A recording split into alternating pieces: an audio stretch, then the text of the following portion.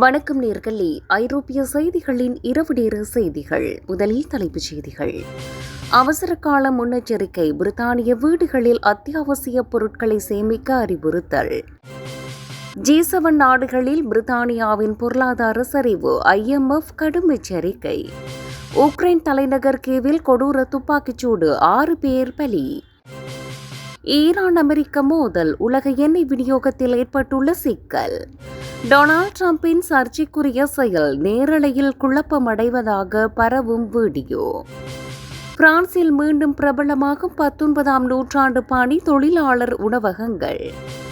Belarus அதிபர் லூகாசென்கோவிற்கு எச்சரிக்கை. Venezuela நிலையை சுட்டிக்காட்டிய செலன்ஸ்கி.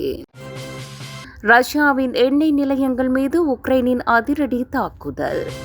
இனி விரிவான செய்திகள். பிரித்தானியாவின் முன்னாள் பாதுகாப்பு அமைச்சர் டோபியாஸ் எல்வுட் நாட்டின் பாதுகாப்பு சூழலை கருத்தில் கொண்டு மக்கள் அத்தியாவசிய பொருட்களை சேமித்து வைக்க அறிவுறுத்தியுள்ளார். சைபர் தாக்குதல், உள்கட்டமைப்பு பாதிப்புகள் மற்றும் அணுவாயுத தாக்குதல் போன்ற கிரே சோன் அபாயங்களை எதிர்கொள்ள இந்த தயார் நிலை அவசியம் என்று அவர் வலியுறுத்தினார்.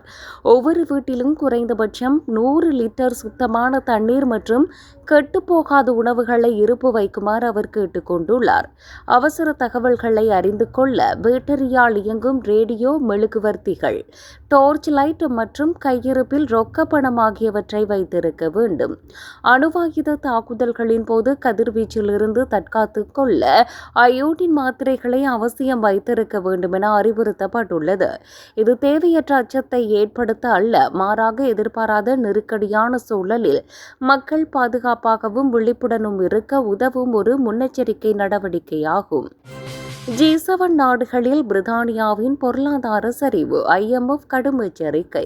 சர்வதேச நாணய நிதியம் பிரித்தானியாவின் பொருளாதார வளர்ச்சி குறித்த முன்னறிவிப்பை கணிசமாக குறைத்துள்ளது. G7 நாடுகளிலேயே மிகவும் மோசமான பொருளாதார சரிவை எதிர்கொள்ளும் நாடாக பிரித்தானியா மாறியுள்ளதாக தரவுகள் சுட்டிக்காட்டுகின்றன. இந்த வீழ்ச்சிக்கு சர்வதேச சூழலை விட பிரித்தானியாவின் தவறான உள்நாட்டு பொருளாதார கொள்கைகளே முக்கிய காரணம் என விமர்சிக்கப்பட்டுள்ளது. போதுமான முதலீடுகள் இல்லாமை மற்றும் உற்பத்தி திறன் குறைபாடு போன்றவை நாட்டின் பொருளாதார வளர்ச்சியை பெரிதும் பாதித்துள்ளன. சரியான பொருளாதார சீர்திருத்தங்களை மேற்கொள்ள தவறியதே பிரித்தானியா தற்போது சந்திக்க வேண்டிய இக்கட்டான நிலைக்கு காரணமாக அமைந்தது. உலக அரங்கில் தனது பொருளாதார செல்வாக்கை தக்கவைக்க பிரித்தானியா உடனடியாக புதிய மாற்றங்களை செய்ய வேண்டிய கட்டாயத்தில் உள்ளது. உக்ரைன் தலைநகர் கீவில் கொடூர துப்பாக்கிச்சூடு. 6 பேர் பலி. உக்ரைன் தலைநகர் கீவின் ஹோலோசிவ்ஸ்கி மாவட்டத்தில் நடத்தப்பட்ட துப்பாக்கிச்சூட்டு சம்பவத்தில் 6 பேர் பரிதாபமாக உயிரிழந்தனர். 58 வயதான நபர் ஒருவர் வீதியில் சென்றவர்கள் மீது சரமாரியாக சுட்டதுடன் அருகில் இருந்த சூப்பர் மார்க்கெட் ஒன்றுக்குள் புகுந்து மக்களை பணைய கைதிகளாக பிடித்து வைத்துக் கொண்டார். காவல்துறையினர் அவரிடம் 40 நிமிடங்களாக பேச்சுவார்த்தை நடத்தியும் பலனளிக்காததால் சிறப்பு அதிரடிப்படை உள்ளே நுழைந்து தாக்குதல் நடத்தியது. இந்த தாக்குதலில் அந்த நபர் காவல்துறையினரால் சுட்டுக் கொல்லப்பட்டார். அவர் முன்னதாக தனது குடியிருப்பிலும் தீ வைத்துள்ளார். சம்பவத்தில் 14 பேர் காயமடைந்து சிகிச்சை பெற்று வரும் நிலையில் இது ஒரு பயங்கரவாத தாக்குதல் என உக்ரைன் அதிகாரிகள் தரப்பில் தெரிவிக்கப்பட்டுள்ளது. தாக்குதலில் ஈடுபட்டவர் ரஷ்யாவில் பிறந்தவர் எனவும் நீண்ட காலமாக உக்ரைனின் டொனஸ்க் பகுதியில் வசித்து வந்தவர் என்றும் அதிபர் செலன்ஸ்கி உறுதிப்படுத்தினார். ஈரான் அமெரிக்கா மோதல். உலக எண்ணெய் விநியோகத்தில் ஏற்பட்டுள்ள சிக்கல். ஹார்முஸ் ஜலசந்தி வழியாக ஈரான் எண்ணெய் விநியோகத்தை தடுத்துள்ளதால் உலக அளவில் கச்சா எண்ணெய் விலை கடுமையாக உயர்ந்துள்ளது. இந்த நெருக்கடியான சூழலை தொடர்ந்து டொனால்ட் ட்ரம்ப் மற்றும் அவரது உயர்மட்ட குழுவினர் அவசர ஆலோசனை கூட்டத்திற்காக சிச்சுவேஷன் ரூம் விரைந்துள்ளனர்.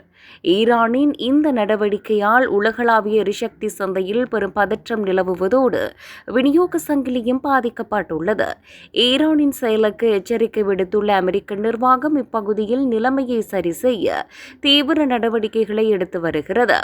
அமைதி பேச்சுவார்த்தைகள் நடந்து வரும் நிலையிலும் போர் மற்றும் பொருளாதார தடைகள் குறித்த அச்சம் முதலீட்டாளர்கள் மத்தியில் நீடிக்கிறது. உலகளாவிய எரிசக்தி பாதுகாப்பை உறுதி செய்ய அமெரிக்கா எடுக்கும் நடவடிக்கைகள் மத்திய கிழக்கு பிராந்தியத்தில் பதற்றத்தை மேலும் அதிகரித்துள்ளன.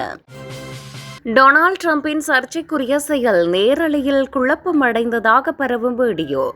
அமெரிக்க அதிபர் டொனால்ட் ட்ரம்ப் சமீபத்தில் தொலைக்காட்சி நேரலையில் பங்கேற்ற போது மிகவும் குழப்பமாகவும் பதற்றமாகவும் காணப்பட்டதாக கூறப்படுகிறது. அவர் பேசிக் கொண்டிருந்த போது திடீரென கட்டுப்பாட்டை இழந்து நடந்து கொண்ட விதம் பார்வையாளர்கள் மற்றும் அரசியல் விமர்சகர்கள் மத்தியில் பெரும் பரபரப்பை ஏற்படுத்தியுள்ளது. இந்த செயல் அவரது உடல் மற்றும் மன ஆரோக்கியம் குறித்த கவலைகளை மீண்டும் உலக அளவில் விவாத பொருளாக்கியுள்ளது. எனினும் அவரது ஆதரவாளர்கள் இதனை திட்டமிட்ட அரசியல் விமர்சனம் என்றும் வழக்கமான மோதல் அணுகுமுறை எனவும் மறுத்து வருகின்றனர்.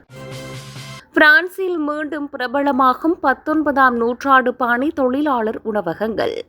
பிரான்சில் தற்போது பழைய காலத்து தொழிலாளர் உணவகங்களின் பாணியை மையமாக கொண்ட புதிய உணவகங்கள் மக்களிடையே பெரும் வரவேற்பை பெற்று வருகின்றன. 19ஆம் நூற்றாண்டின் தொழிலாளர் உணவகங்களில் காணப்பட்ட எளிய, சுவையான மற்றும் கூட்டாக அமர்ந்து உண்ணும் கலாச்சாரம் நவீன நகரங்களில் மீண்டும் உயிர்ப்பிக்கப்பட்டுள்ளது. அதிக விலை உயர்ந்த உணவகங்களுக்கு மாற்றாக சாதாரண உழைக்கும் மக்களும் அணுகக்கூடிய வகையிலான இந்த ரீஇமேஜின்டு உணவகங்கள் புதிய ட்ரெண்டாக மாறியுள்ளன. இந்த உணவகங்கள் அக்காலத்து உணவுகளையும் சூழலையும் நவீன காலத்துக்கேற்ப மீண்டும் கொண்டு வருவதன் மூலம் வாடிக்கையாளர்களுக்கு ஒரு புதிய அனுபவத்தை தருகின்றன.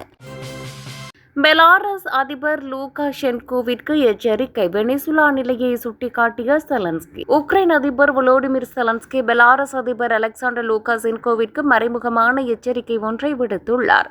பெலாரஸ் ரஷ்யாவுடன் இணைந்து போரில் ஈடுபடக்கூடாது என்று எச்சரித்துள்ள அவர் வெனிசுலாவில் நிகழ்ந்த ஆட்சி மாற்றத்தை ஒரு பாடமாக எடுத்துக் கொள்ளுமாறு கூறியுள்ளார். வெனிசுலாவில் அதிபர் நிக்கோலஸ் மதுவர் அமெரிக்க படைகளால் பிடிப்பட்ட சம்பவத்தை சுட்டிக்காட்டி இதுபோன்ற சூழல் தங்களுக்கு ஏற்படாமல் இருக்க லூகாஷென்கோ கவனமாக இருக்க வேண்டும் என அறிவுறுத்தியுள்ளார். பெலாரஸ் எல்லைப் பகுதிகளில் உக்ரைனை நோக்கி புதிய சாலைகள் மற்றும் பீரங்கி நிலைகள் அமைக்கப்படுவதாக உளவுத்துறை தகவல்கள் தெரிவிக்கும் நிலையில் இந்த எச்சரிக்கை மிகுந்த முக்கியத்துவம் பெறுகிறது. தான் உக்ரைனை தாக்க விரும்பவில்லை என்று லூகாஷென்கோ கூறி வரும் சூழலில் உக்ரைன் தனது நிலையை பாதுகாப்பதில் உறுதியாக இருப்பதாக செலன்ஸ்கி தெளிவுபடுத்தியுள்ளார். ரஷ்யாவின் எண்ணெய் நிலையங்கள் மீது உக்ரைனின் அதிரடி தாக்குதல். ரஷ்யாவின் எரிபொருள் உற்பத்தி மற்றும் ஏற்றுமதியை குறிவைத்து உக்ரைன் தனது ட்ரோன் படைகள் மூலம் சாமராவின் நோவோகுய்பிசேவ்ஸ்க் மற்றும் சிஸ்ட்ரான் ஆகிய நகரங்களில் உள்ள இந்த சுத்திகரிப்பு நிலையங்களில் தாக்குதல்களுக்கு பிறகு பெரும் தீ விபத்துகள் ஏற்பட்டதாக தகவல்கள் தெரிவிக்கின்றன. அதே நேரத்தில் பால்டிக் கடல் பகுதியில் அமைந்துள்ள வைசோடிஸ்க் துறைமுகத்திலும் உக்ரைன் ட்ரோன் தாக்குதல் நடத்தியுள்ளது. அங்கு எரிபொருள் முனையங்கள் குறிவைக்கப்பட்டுள்ளன. ரஷ்யாவின் போர் பணிகளுக்கு தேவையான வருவாயை குறைப்பதையும் அவர்களின் எரிசக்தி கட்டமைப்பை முடக்குவதையுமே இந்த தாக்குதல்களின் முதன்மை நோக்கமாக உக்ரைன் கொண்டுள்ளது.